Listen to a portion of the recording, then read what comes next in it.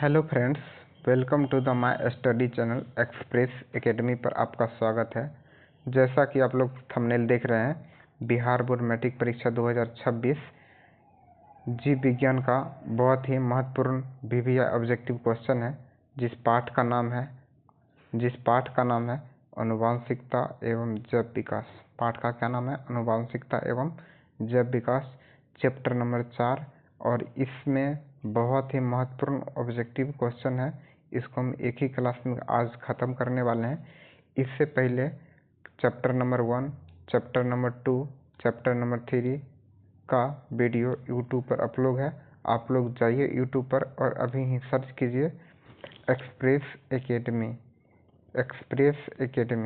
Search कीजिएगा, आ जाएगा, देख लीजिएगा।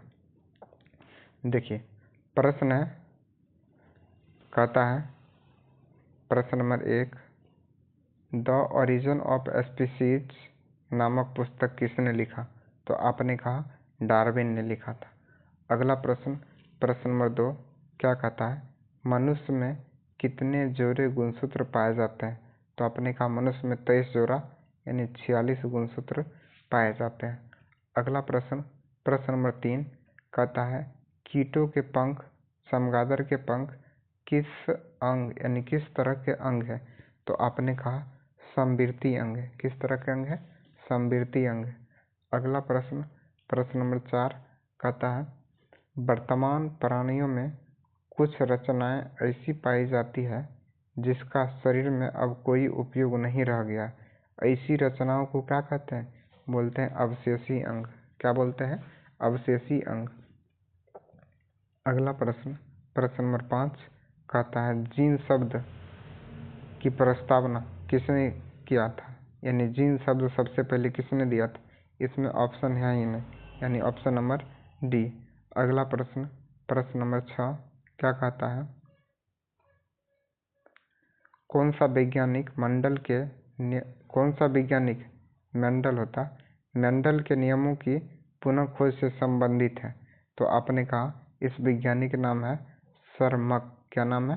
सरमक। अगला प्रश्न नंबर 6 गुणसूत्र बने होते हैं। गुणसूत्र किससे बने होते हैं?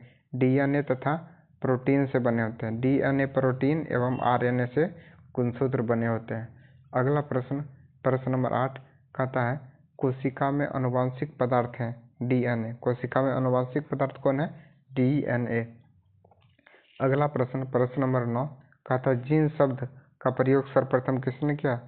जॉनसन ने किया था। किसने किया था? जॉनसन ने किया था। अगला प्रश्न नंबर 10 कहता है मलेरिया उत्पन्न करने वाला मच्छर यानी मादा एनोफिलीज किस तरह के जल में पाया जाता है? तो आपने कहा गंदा जल में पाया जाता है। ठीक है। अगला प्रश्न नंबर 11 डेंगू उत्पन्न करने वाले मच्छर किस तरह के जल में उत्पन्न होते हैं? तो आपने कहा साफ जल में ये डेंगू उत्पन्न करने वाले मच्छर उत्पन्न होते हैं। अगला प्रश्न नंबर 12 अवशेषी अंग का उदाहरण है। देखिए, अवशेषी अंग इनमें से कौन है? सभी है। कर्ण पल्लव पेशियां यानी कान का जो बाहरी वाला रहता है वो, इसके बाद पुच्छ कशेरुकाएं, इसके बाद है निषेचक पटल यानी इनमें से सभी। अगला प्रश्न नंबर 13 समजात अंग के उदाहरण है। यानी हमारा हाथ और कुत्ता के अगला हाथ यानी अग्रपाद, ये समजात अंग का उदाहरण है। अगला प्रश्न नंबर 14 कहता है विकासीय दृष्टिकोण से हमारी किससे अधिक समानता है? हम किससे अधिक मिल रहे हैं? चिंपैंजी से। अगला प्रश्न 15 लैंगिक जनन के उपरांत संतानों में अलैंगिक जनन की उपेक्षा होगी, यानी अपेक्षा क्या होगी? अधिक होगी। अगला प्रश्न नंबर 16 कहता है मेंडल ने अपने प्रयोग के लिए किस पौधे को चुना था? तो मटर के पौधे को चुना था। अगला प्रश्न नंबर 17 फ्रेडरिक मीसर ने न्यूक्लिक नाम किसे दिया था? तो नाभिक अम्ल को न्यूक्लिक नाम दिया था। अगला प्रश्न 18 कहता है किसने प्रमाण दिया था कि जीन गुणसूत्र का भाग है? तो 1902 ईस्वी में यानी T. बोवेरी एवं W.H. सट्टन ने ये नाम दिया था कि प्रमाण दिया था कि जीन गुणसूत्र का भाग है। अगला प्रश्न नंबर 19 प्रत्येक गुणसूत्र दो कुंडलित धागों का बना होता है, जिसे क्या कहते हैं? अर्धगुणसूत्र कहते हैं।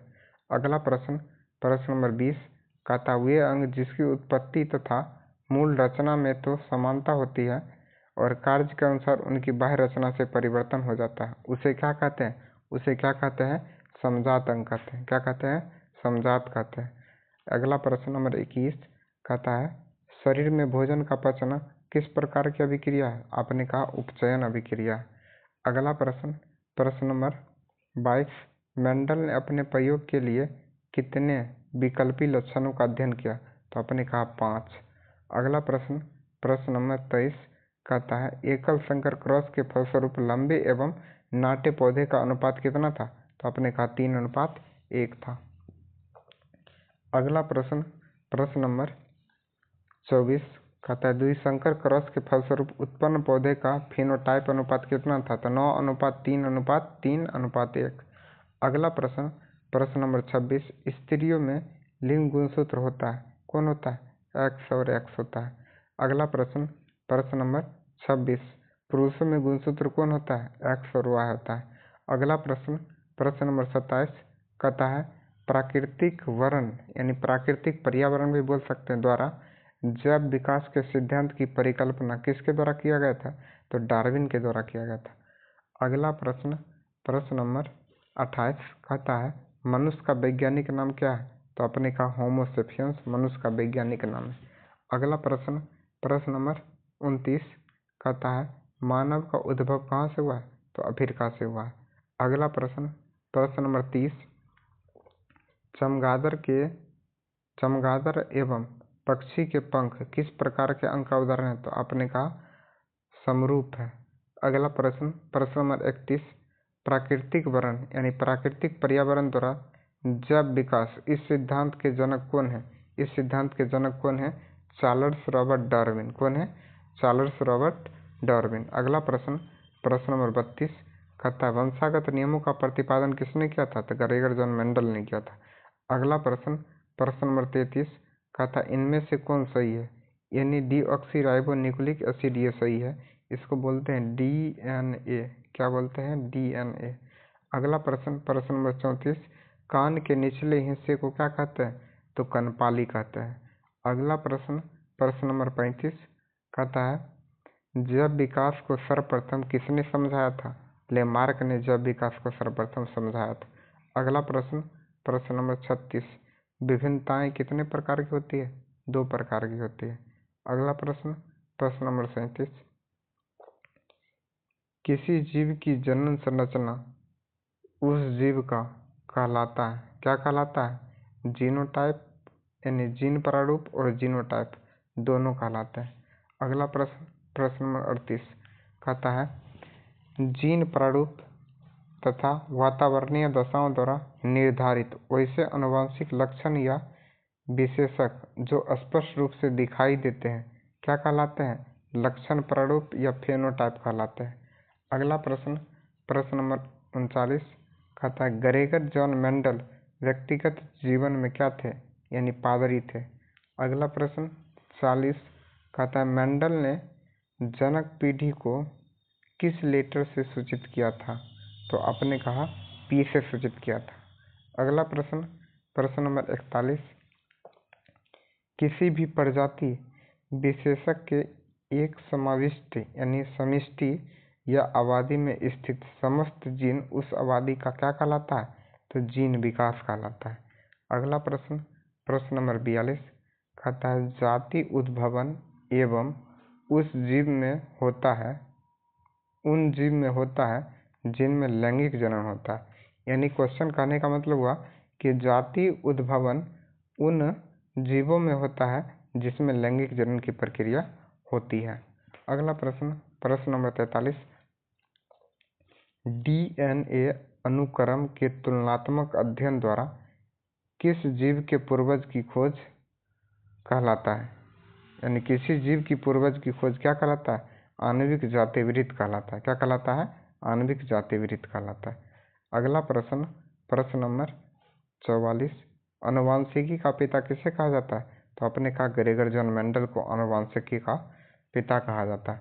अगला प्रश्न, प्रश्न नंबर 45 किसके मतानुसार जीवों में प्रजनन के द्वारा अधिक से अधिक संतान उत्पन्न करने की क्षमता होती है? तो आपने कहा मेंडल के द्वारा। अगला प्रश्न, प्रश्न नंबर 46 कहता है डीएनए में कितने नाइट्रोजन क्षारक होते हैं? तो 2 नाइट्रोजन क्षारक होते हैं। अगला प्रश्न, प्रश्न नंबर 47 पक्षी तथा तितली के पंख कैसे होते हैं? असमजात अंग है। अगला प्रश्न, प्रश्न नंबर 48 कहता है किस जीव यानी किसी जीव की जीनी संरचना क्या कहलाता है? जीनो प्रारूप या जीनोटाइप। अगला प्रश्न 49 जीव विज्ञान की वह शाखा जिसके अंतर्गत विभिन्न यानी विभिन्नता एवं आनुवंशिकता का अध्ययन किया जाता है क्या कहलाता है? आनुवंशिकी कहलाता है। अगला प्रश्न, प्रश्न नंबर 50 कहता है अफ्रीकी मानव का सबसे निकटतम संबंधी कौन सा है? चिंपैंजी। तो इस वीडियो में यानी हम आनुवंशिकता में सीखे प्रश्न 50 यानी इस चैप्टर का नाम था चैप्टर नंबर 4। चैप्टर का नाम था यानी 4 चैप्टर था। इस पार्ट का नाम था आनुवंशिकता एवं जैव विकास। इसमें 50 प्रश्न को आज हम सीख गए। अब जो अगला वीडियो आएगा यानी चैप्टर नंबर 5 उसमें भी सीखेंगे। लगभग 50 के आसपास प्रश्न है। तो आप लोग क्या कीजिए, एक्सप्रेस एकेडमी को आप लोग सब्सक्राइब कर लीजिए। यदि यूट्यूब से फ्री में पढ़ना चाहते हैं तो आप लोग एक्सप्रेस एकेडमी को सब्सक्राइब कर लीजिए और वीडियो देखिए। आप लोग को वीडियो कैसा लगता है कमेंट कीजिए, शेयर कीजिए। धन्यवाद।